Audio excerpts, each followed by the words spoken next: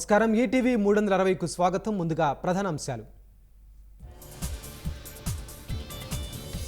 Paris ఒలింపిక్స్లో భారత్కు 4వ పతకం.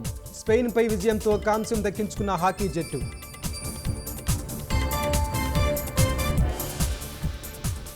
జిల్లా యూనిట్గా ఎస్సీ వర్గీకరణకు టీడీపీ పొలిట్ బ్యూరో నిర్ణయం. త్వరలో నామినేటెడ్ పోస్టుల భర్తీకి పచ్చజెండా. అటవీ సంపద రక్షణకు ఉపగ్రహ ఆధారిత నిఘా.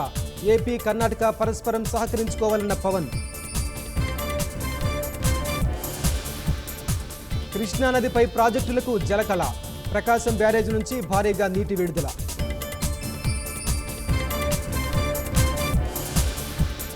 జాయింట్ పార్లమెంటరీ కమిటీకి వక్ఫ్ చట్ట సవరణ బిల్లు. సచార కమిటీ నివేదికతోనే రూపొందించామన్న కేంద్రం. బెంగాల్ మాజీ సీఎం బుద్ధదేవ్ భట్టాచార్య కన్నుమూత. ప్రధాని మోదీ, సీఎం చంద్రబాబు సంతాపం.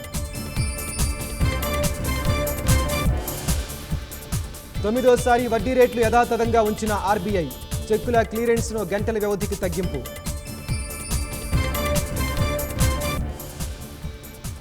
బంగ్లాదేశ్ ప్రజల ప్రయోజనాలే ప్రధానమన్న భారత్.